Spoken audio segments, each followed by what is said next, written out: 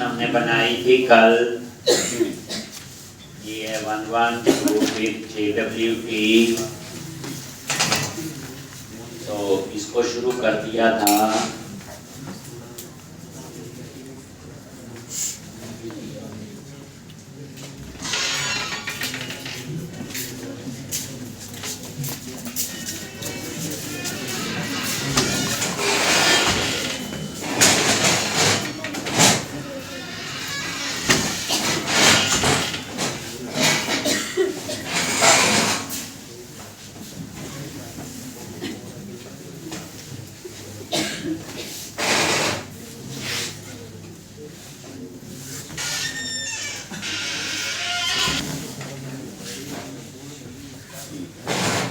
ये आपका NG curve hyphen open.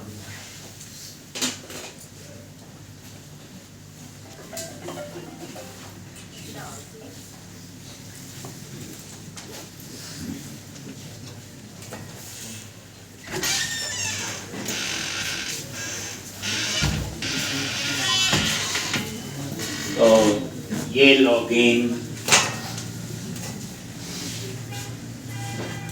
ये तो हमने कल बनाया था। ऐसे ही अब हम बना लेंगे एम्प्लॉय का डिजाइन, जैसे हम पहले करते हैं पिछली एप्लीकेशन में किया हुआ। तो यहाँ पे SRC app employ dot HTML file, और क्या लिखना है, डिव क्लास रो एक, और यहाँ पे अगर बॉर्डर देना है तो बॉर्डर भी दे सकते हो। पैडिंग दे दी और मार्क, और यहाँ पे डिव क्लास कॉल हाइफन 9 और H2 हेडिंग, और क्या लिखते हैं, एम्प्लॉइज लिस्ट। और ये सारा काम आपको आता है टैक्स हाइफन प्राइमरी। रेस्ट जो 3 कॉलम है, डिव क्लास कॉल हाइफन 3, और यहाँ पे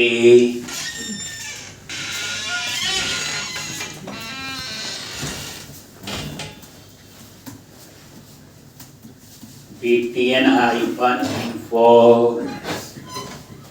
और इसके क्लिक में कहाँ जाना है, डेटा हाइफन क्या लिखेंगे, टारगेट, और टारगेट दे दिया आपने हैश न्यू एम्प्लॉय। हम न्यू एम्प्लॉय से क्या बनाएंगे, बोलो, मॉडल। डेटा हाइफन टोगल, और ये बता दिया ये क्या होगा हमारा मॉडल। और ये font awesome class FA hyphen plus, बीच में थोड़ा स्पेस चाहिए, ऐड न्यू एम्प्लॉय।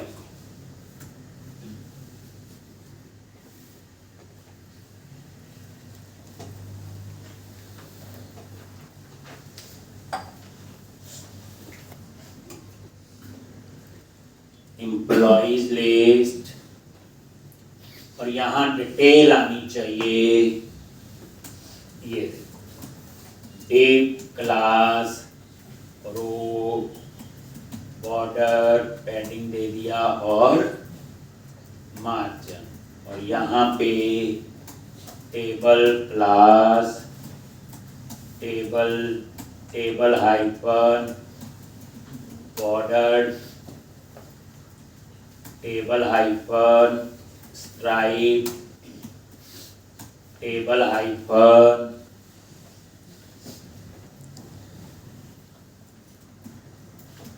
एक्टिव, और यहाँ पे T head table heading, TR table row, TH name address salary name address salary और एक्शंस। और ये नजर मार लो, ये ऐसे आ गया। तो कितना हमें ये बन गया सेम।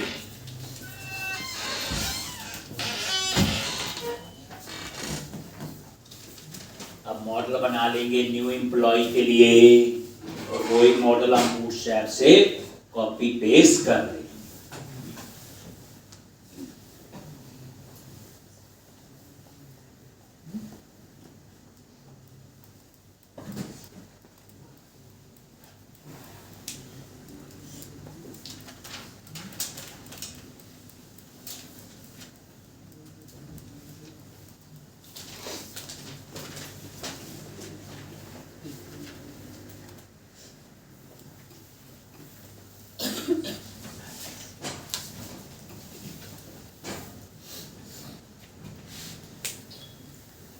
और यहाँ पे न्यू एम्प्लॉय,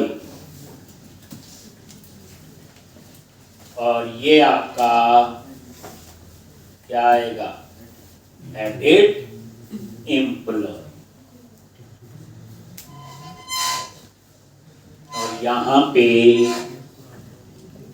क्या करो, बूटस्ट्रैप में जाओ और वहां से मॉडल कॉपी करो। ये लो जी,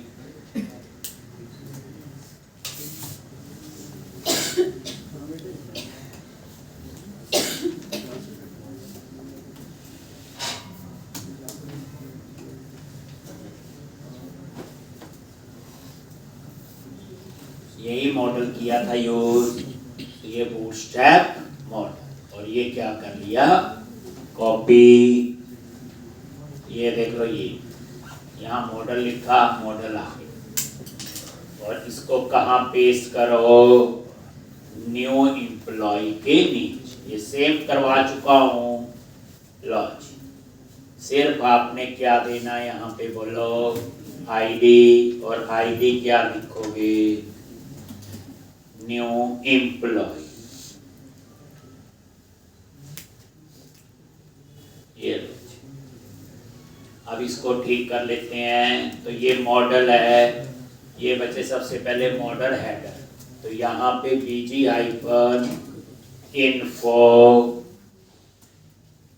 और टैक्स हाइफन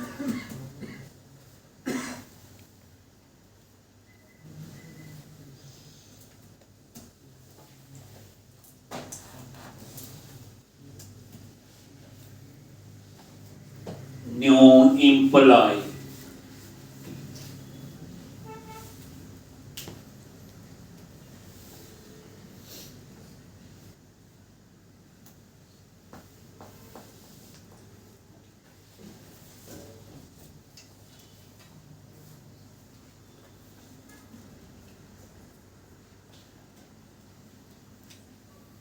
और यहाँ पे बॉडी में गए,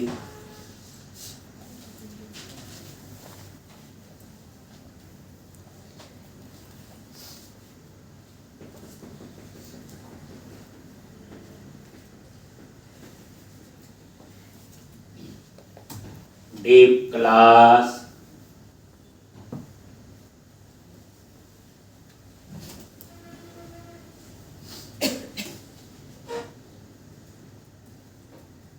ग्रुप रो,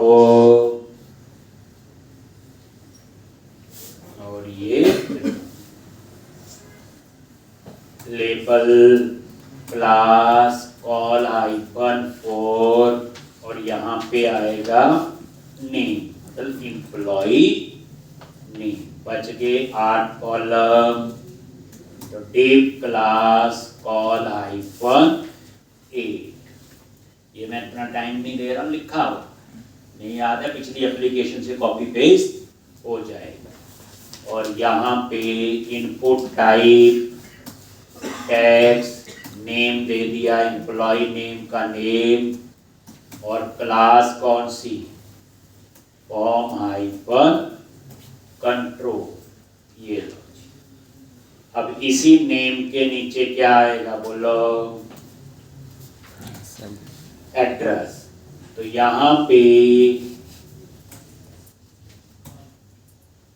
एड्रेस और ये आपका एड्रेस,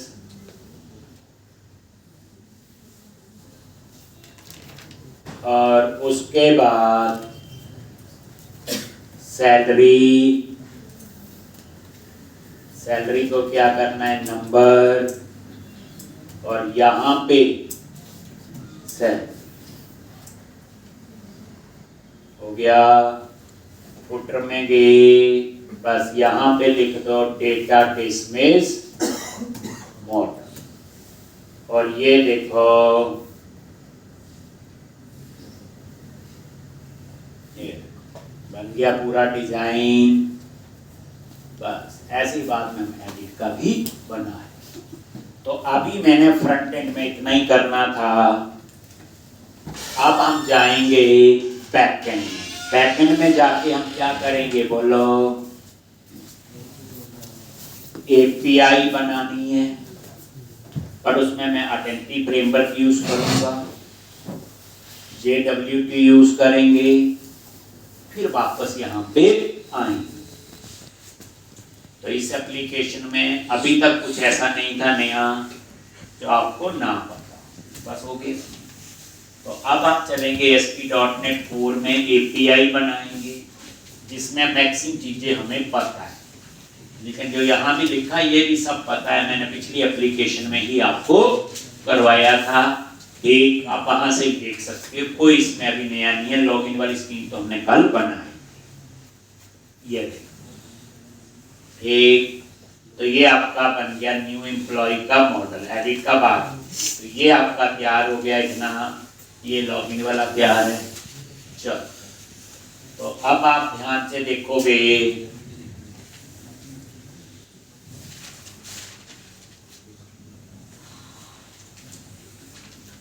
अब हम लोग नया प्रोजेक्ट बनाएंगे, एपीआई बनाएंगे। ध्यान से आता आपको क्रिएट ए न्यू प्रोजेक्ट,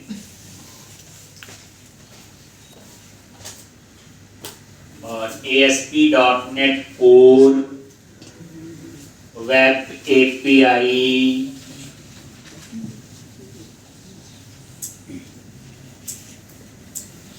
और नेक्स्ट।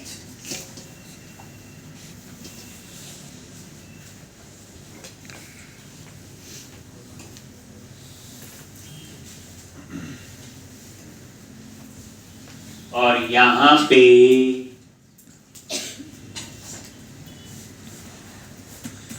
एम्प्लॉई एपीआई एक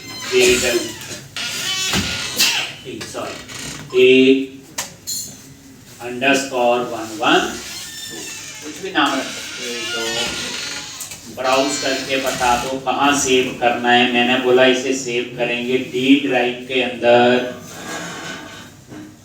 एंगुलर एप्लीकेशन, उसके अंदर ये जो एंगुलर का प्रोजेक्ट उस फोल्डर के बस। नेक्स्ट, .NET 8 यूज कर रहे हैं, और ऑथेंटिकेशन टाइप में नजर मारो, यहाँ पे इंडिविजुअल नहीं।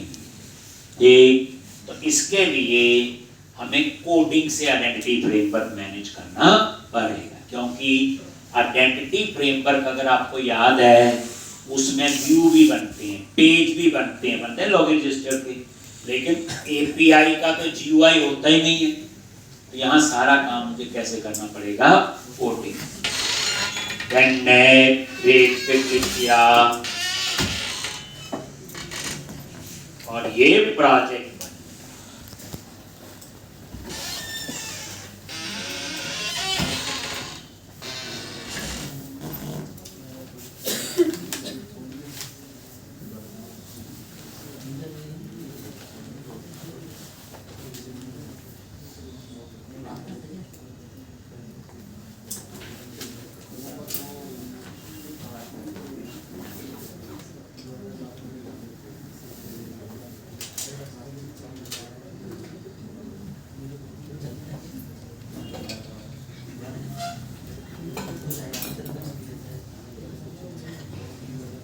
एक। अब ये आपका क्या है, ये बन, ठीक है जी। अब यहाँ पे सबसे पहले क्या करो, तो एक तो हमने आइडेंटिटी नाम का एक फोल्डर बनाना है। ध्यान से पूरे स्टेप्स आपने फॉलो करने। कनेक्शन सिंक भी चाहिए होगा। एक तो ऐप सेटिंग में तो हम क्या लिख लेंगे, कनेक्शन स्ट्रिंग। तो ऐप सेटिंग डॉट JSON में आ जाओ, और कनेक्शन सिंक आपको पता ही है, बताने की जरूरत नहीं होनी चाहिए।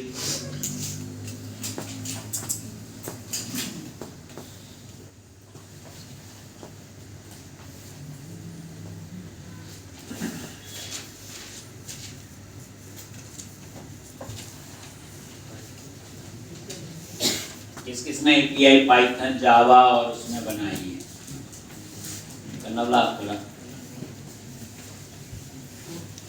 दिखाई तो किसी ने नहीं।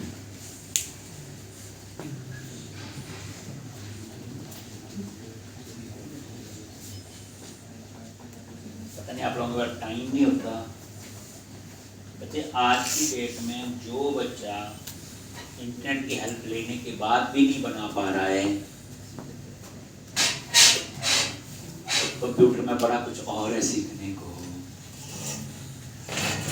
बच्चे 80% हेल्प इंटरनेट से है, 80% हेल्प इंटरनेट से मिलती है। जो आप कोड लिखते हैं, ये जो कोड पढ़ रहे हैं, ये इसलिए कि हमारे कंसेप्ट्स क्लियर है, अदरवाइज इसको पढ़ने की जरूरत नहीं।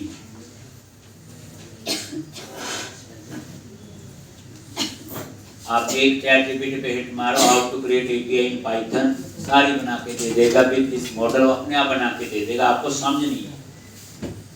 इतनी भी क्या बड़ी बात है।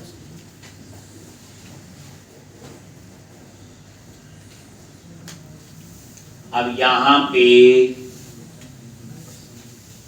कनेक्शन सिंक,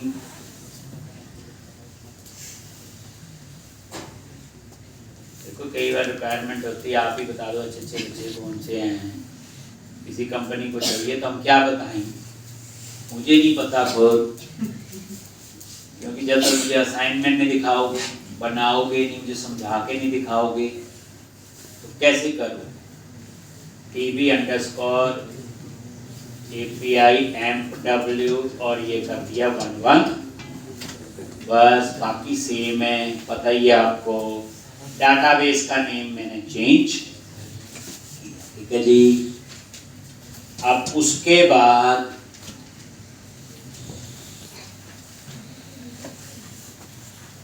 यहां पे जाओ, प्रोजेक्ट पे राइट क्लिक किया, ऐड न्यू फोल्डर, आइडेंटिटी,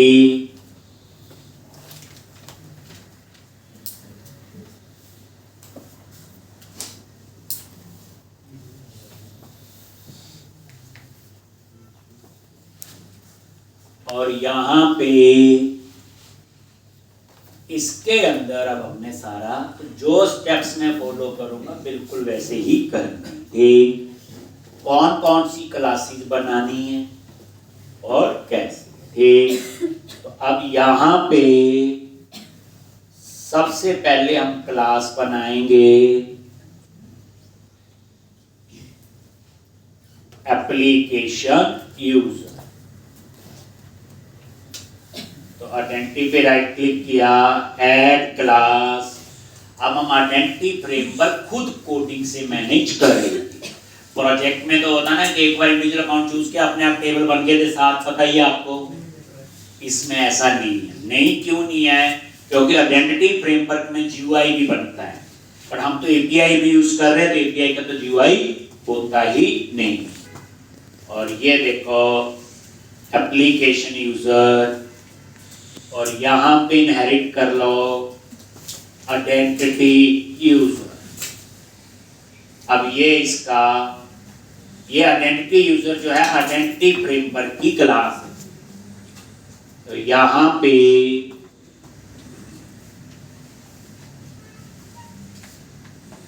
ये लो जी, ये इसका नेम स्पेस ऊपर इंपोर्ट कर दिया।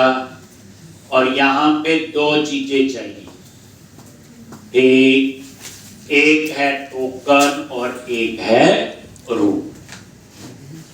एक है टोकन और एक है रो, दोनों पता है। एक में JWT टोकन हो गया और एक में रोल, और दोनों ही नोट में आते हैं। इसका मतलब ये टेबल का पार्ट नहीं है।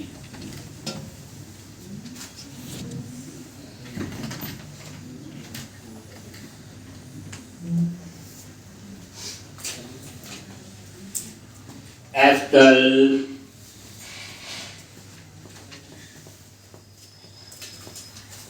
ये देखो आइडेंटिटी यूजर, और ये देखो एसक्यूएल, ये देखो ये आ गए, ये सारे मेंबर उसके होंगे आइडेंटिटी यूजर। ठीक है जी, तो ये बोलिए, बाकी इसमें 2 मेंबर। तो ये क्या करता है याद करो, ये SPNet यूजर नाम का टेबल होता है, और उसके बट 2 मेंबर जो मैंने बनाए ये टेबल का पार्ट नहीं होंगे, क्योंकि इस पे क्या लिखा, नॉट।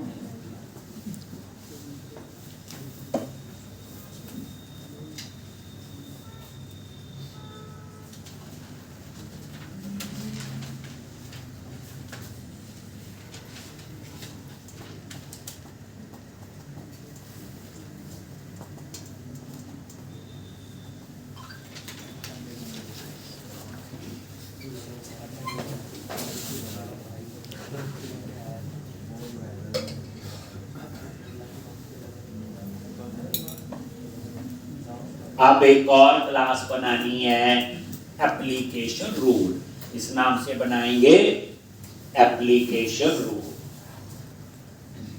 तो फिर हमने क्लास बनानी एप्लीकेशन रूल। ये लो जी, आइडेंटिटी पे राइट क्लिक किया, ऐड क्लास, और क्लास का नाम है एप्लीकेशन रूल, और यहाँ पे आइडेंटिटी रो, और ये आपका नेम स्पेस ऐड कर। तो सबसे पहले कौन सी क्लास बनाई, एप्लीकेशन यूजर, ये हमने नाम दिया, एप्लीकेशन रोल हमने दिया, पर एक्चुअल में क्लास का नाम है आइडेंटिटी रोल, और एक किसकी क्लास है, उससे आइडेंटिटी रो।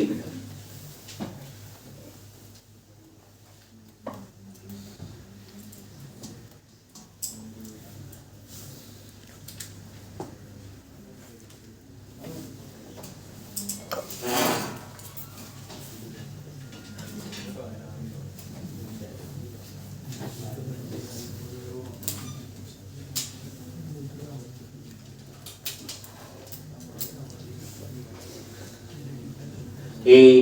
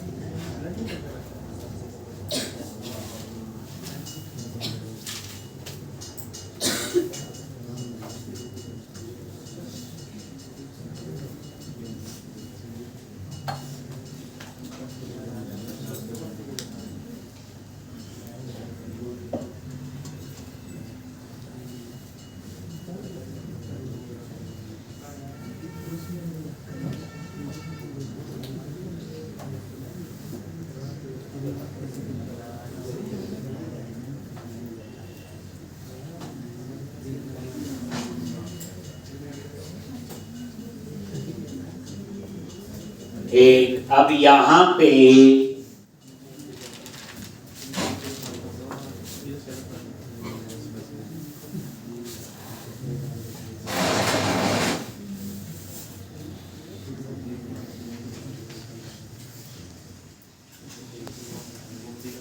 अब यहाँ पे नेक्स्ट क्लास है आपकी एप्लीकेशन DB कॉन्टेक्स्ट। लो जी, आइडेंटिटी पे राइट क्लिक किया, ऐड क्लास, और application DB context.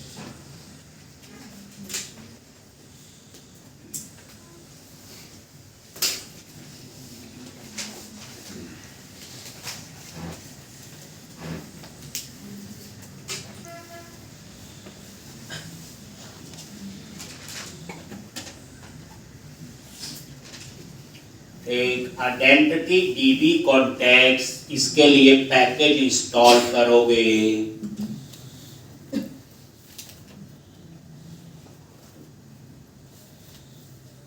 इंस्टॉल कौन सा पैकेज होगा अभी देख लोगे, यही है Microsoft.ASP.NET 4.Identity.NT फ्रेमवर्क कोर और वर्जन इसका 8.0.2।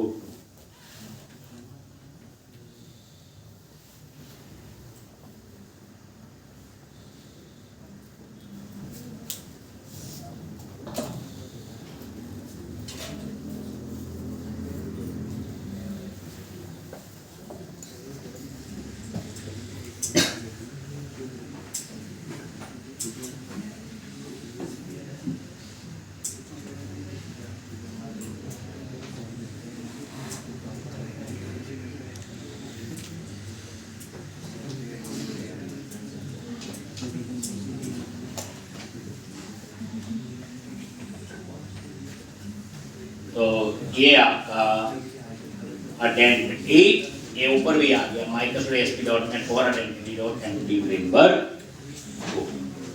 और यहाँ पे इसके कंस्ट्रक्टर में गए और वही जो हम लिखते हैं डीबी कॉन्टेक्स्ट ऑप्शन, और यहाँ पे एप्लीकेशन डीबी कॉन्टेक्स्ट ऑप्शंस और बेस, और यहाँ पे ये लॉजिक एप्लीकेशन यूजर। बस अब आप देखो ना, एप्लीकेशन डीबी कॉन्टेक्स्ट क्लास बनाने से पहले आपकी एप्लीकेशन यूजर क्लास बनी होनी चाहिए। अगर वो नहीं बनी है तो आप ये क्लास नहीं बना सकते। ये हम आइडेंटिटी फ्रेमवर्क को कॉन्फ़िगर कर रहे हैं।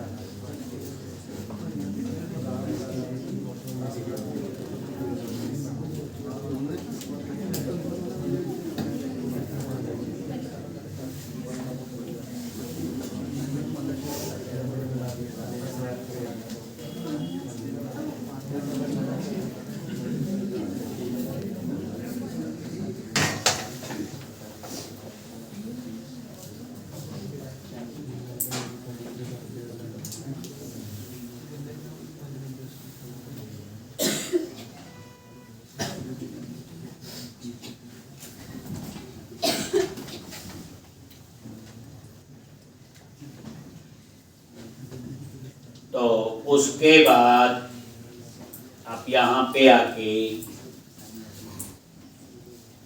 तो नेक्स्ट क्लास है आपकी एप्लीकेशन यूजर स्टोर।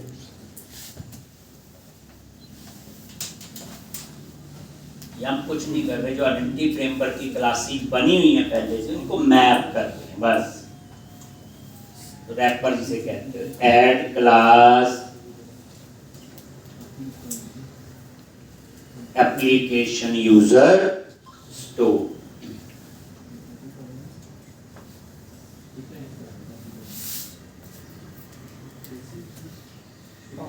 और यहाँ पे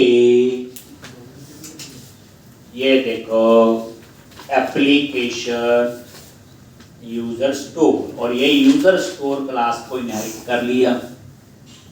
तो एप्लीकेशन यूजर क्लास पहले बनी होनी चाहिए, और ये इसके कंस्ट्रक्टर में आपने लिखा।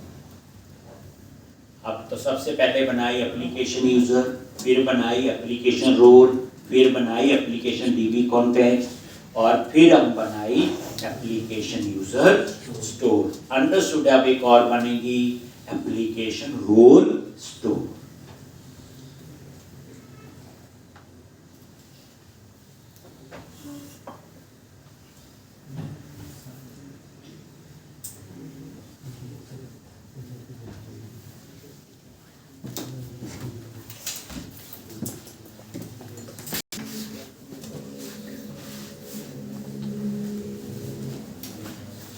Role store.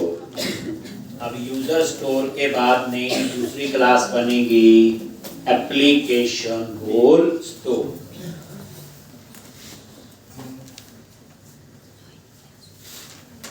Add class application role store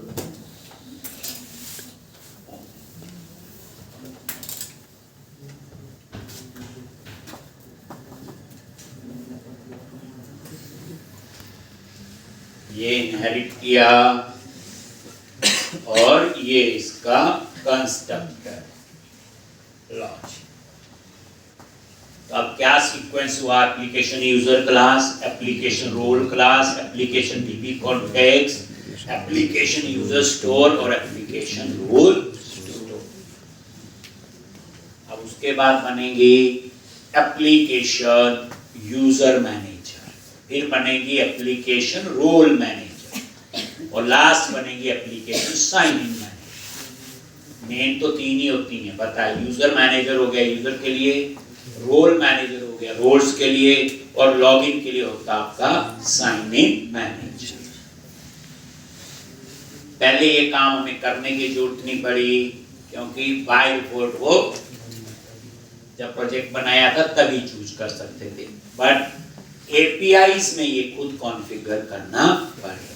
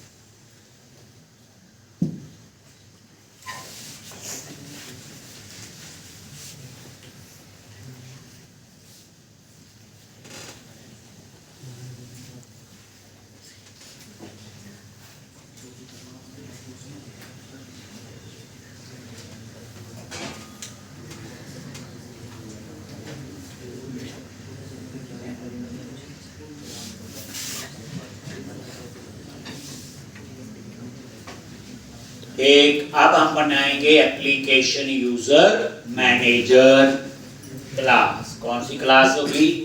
application user manager. ये क्लास के बाद ना आपको आइडेंटिटी फोल्डर मिल जाएगा, संदीप सर से आप ले लेना, कभी को लिखने में परेशानी, छोटे मोटे सिर्फ आइडेंटिटी फोल्डर।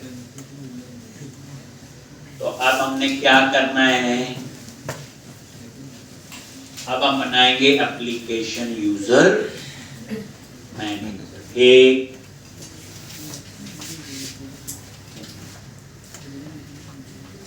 आपसे बच्चे असाइनमेंट होती नहीं या करते नहीं? करते होती करते ही होती। कौन बच्चा आप में से 7-8 घंटे बैठता है? 7-8 फिर नहीं होती।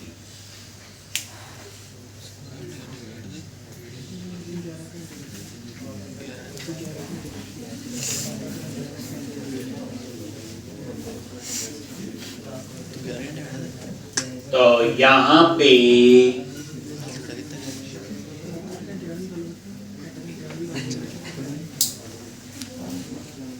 एप्लीकेशन यूजर मैनेजर, और यहाँ पे ये बच्चे क्लास के बाद आइडेंटिटी फोल्डर आपको मिल जाएगा, इसलिए कुछ ऐसी टेंशन वाली बात नहीं है। ये तो सेट ऑफ रूल है, ये तो सेम ही है, इसमें मैंने भी कुछ, मैं ये नाम मर्जी का दे रहा हूँ बस। एप्लीकेशन यूजर मैनेजर, और यहाँ पे यूजर मैनेजर क्लास को इनहेरिट कर लिया, ये देखो। और यहाँ पे अब ये लिखना मुश्किल हो जाएगा तो लिखने रहने देना आप लोग, ये बात सिर्फ आप लिख लो एप्लीकेशन यूजर मैनेजर। अब ऐसे ही बनेगी आपकी एप्लीकेशन रोल मैनेजर। क्या बनेगा? Application role manager. एक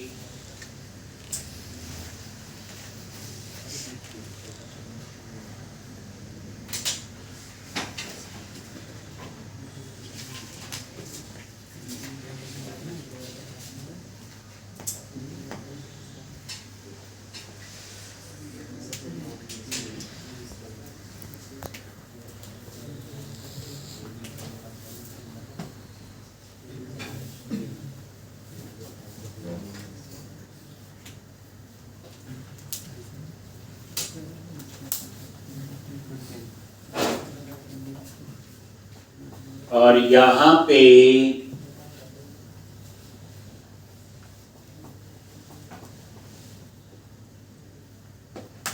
रोल मैनेजर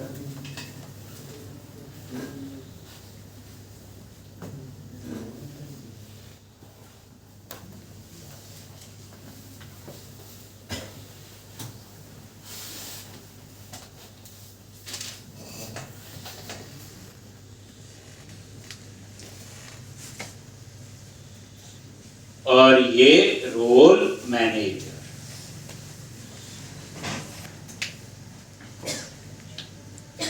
ये कितनी क्लासेज हो गई? Application user, application role, application DB contacts, application user store, application role store, application user manager, application role manager. बस सीक्वेंस याद रखो, बाकी कुछ नहीं, क्योंकि एक कोड तो हमने नहीं बनाया, ये तो कॉन्फ़िगरेशन है। अब लास्ट है आपका application sign in manager. Next week में इसकी भी असाइनमेंट मिलेगी।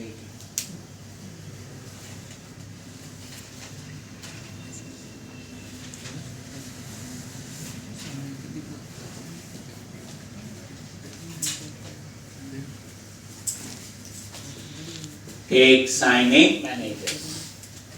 अब हम बनाएंगे, मिल जाएगा बच्चे, सारा लिखने की जरूरत नहीं, बस क्लास का सीक्वेंस लिख लो कौन सी कब है। तो ये आइडेंटिटी फोल्डर क्लास के बाद मिक्सर से आप लोग लो, और एप्लीकेशन साइन इन मैनेजर ये लो जी, identity add class application sign in manager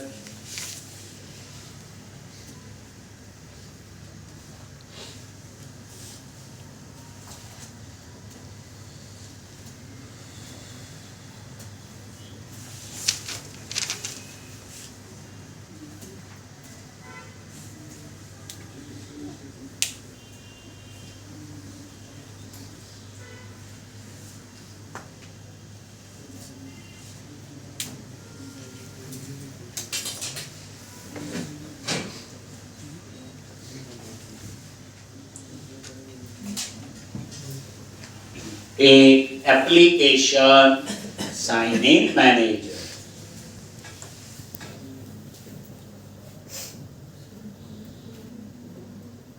हो गया आज क्लासिक डॉक्टर, ठीक है जी। Application user, application root, application DB context, application user store, application role store, application user manager, application role manager और एप्लीकेशन साइन इन मैनेजर। तो ये 8 classes पहले आपने ये बना पहला काम। दूसरा, अभी ये क्लासेस तभी काम करेंगी अगर इनको मैं program.cs में ऐड करूंगा DI की तरह। इतना काम तो आपका हो गया। अब आ जाओ आप program.cs और यहां पे इसके ऊपर आप wrap जहां लिखा है, ये स्टैंडर्ड कोड है बच्चे, इसमें कोई वो नहीं।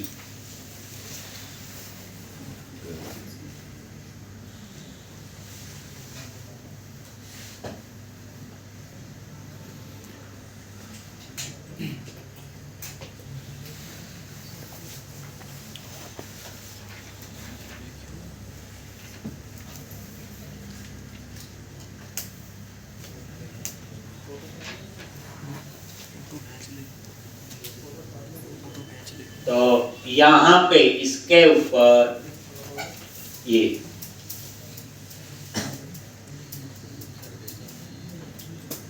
ये देख लो, लिखने की जरूरत नहीं, बस ये वाला कमेंट बना देना, आई यूजर सर्विस, ये बाद में इनेबल कर बस। ये लिखा हुआ ऐड ट्रांजिएंट, ये वही है जैसे आई रोल मैनेजर जैसे होता है ना, वो DI की तरह। ठीक, जहां पे बार बार यूज करना हो वहां हम क्या ही करते हैं, ऐड स्कोप करते थे हम पहले। ये तो एक बार कॉन्फ़िगर हो गया, दोबारा थोड़ी यूज हो। तो ऐड ब्रांच, ठीक, सिंपल समझोगे ये।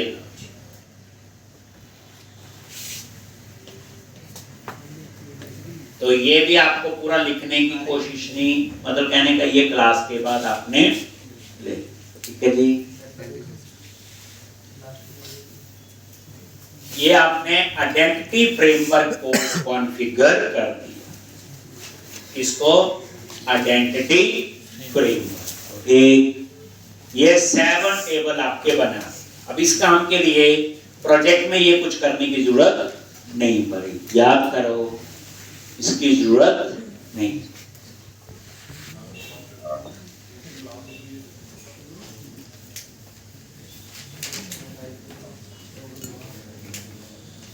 एक, अब यहां पे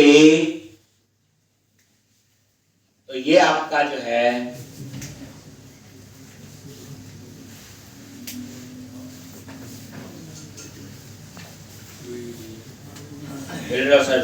ऐड स्कोप और ये ऐड ब्रांच हो गया, इतना बस। अब उसके बाद हम क्या करेंगे, ऐड माइग्रेशन और अपडेट डाटाबेस देखते हैं।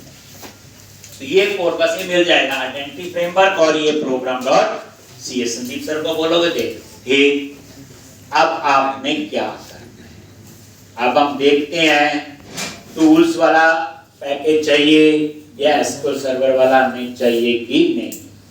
तो इतना काम तो हो गया। अब क्या करो, टूल्स, नगर, पैकेज मैनेजर, कंसोल,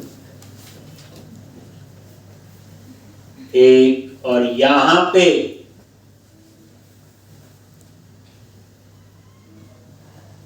क्या लिखते हैं बोलो, ऐड हाइफन माइग्रेशन इनिट लो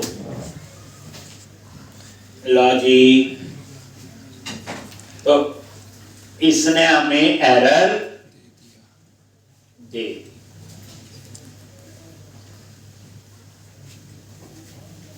इसको मिली। तो आपको इसके लिए पैकेज याद करो, नगर मैनेज, कौन कौन से पैकेज होते थे याद करो, ब्राउज पे गए, एंटिटी फ्रेमवर्क सर्च करते थे, ठीक। और यहाँ पे एक ले लो एंटिटी फ्रेमवर्क ओ, याद आ गया, वर्जन 8.0.22 इंस्टॉल कर लिया, IACEP।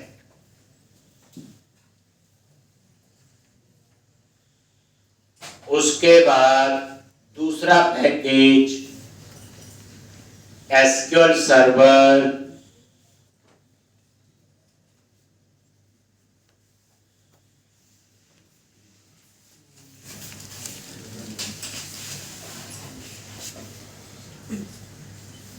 एक, और यहां पे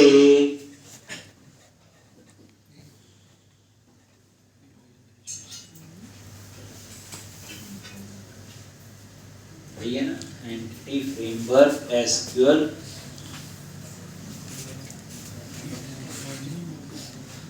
ना है मेरे गले भी गली चुरा था जरा नहीं है, अब भी आ गया थोड़ी देर बाद।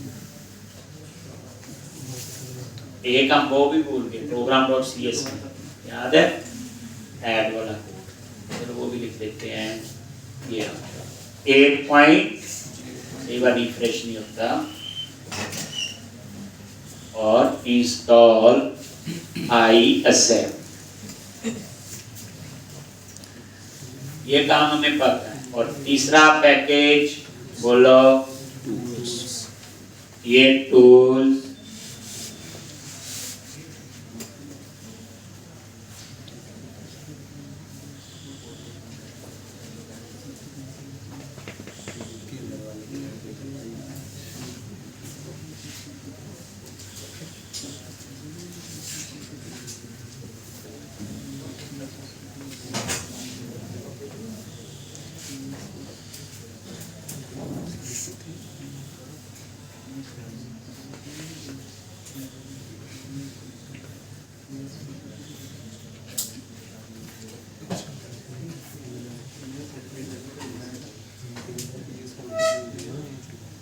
तो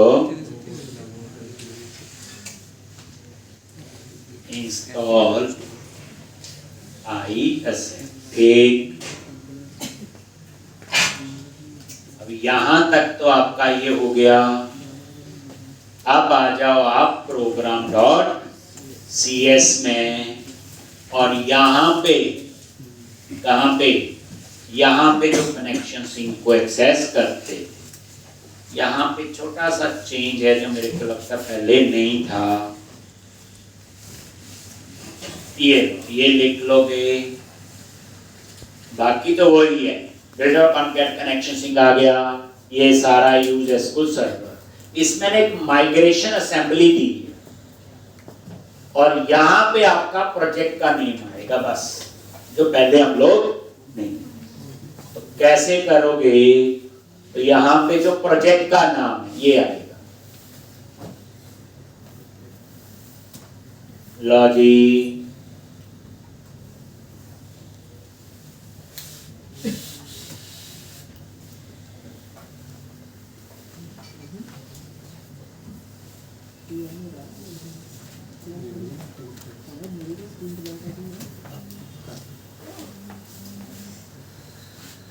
हो गया ऐड माइग्रेशन।